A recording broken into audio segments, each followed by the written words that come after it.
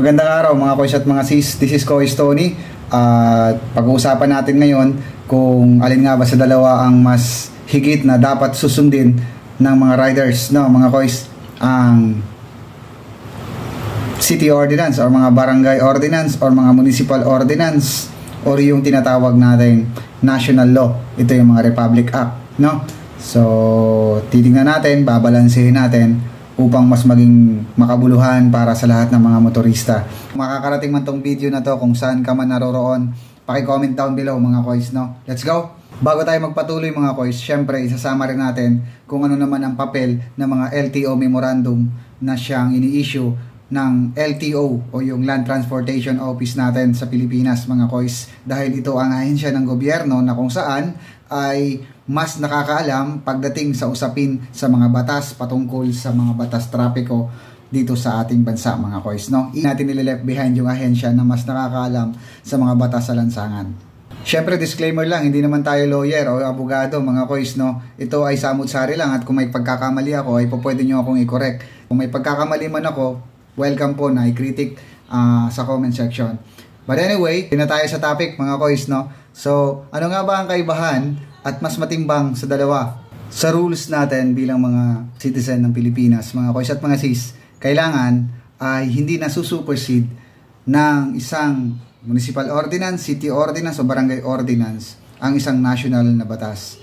Sa makatuwid, dapat ang anumang mga nasa ibaba ay dapat alinsunod doon sa national na batas na meron tayo sa Pilipinas. So, mga city ordinance, barangay ordinance, yung mga municipal ordinance dapat ay align, no? Nakasunod sa batas na naaayon doon sa national. Hindi po pwedeng dapat ay conflict silang dalawa, no? Hindi po pwede yun, mga koys, no? Yan ang una nating argumento. Comment down below kung mali ako. Ano naman ang magiging papel ng LTO natin dito, mga koys at mga sis, sa mga batas na ipinapasa?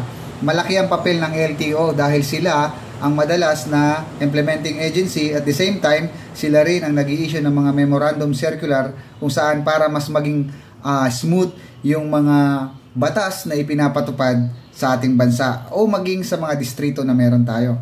Katunayan, ang LTO lamang ang nag-i-issue ng driver's license mga koys, meaning sila lang ang may karapatan na magbigay ng lisensya o pribilehiyo para makapagmaneho ka, kaya malaki ang papel nila rito. Kaya naman sa mga munisipyo, sa city at sa barangay, mahalaga na i-consider yung LTO memorandum. Dahil ang LTO memorandum ay aligned yan palagi sa national law. Tandaan, ang LTO memorandum ay aligned dapat sa national law.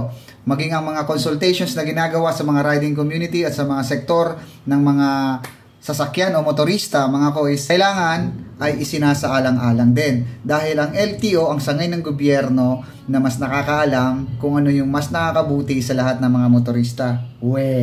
Talaga ba? Nakakaalam talaga.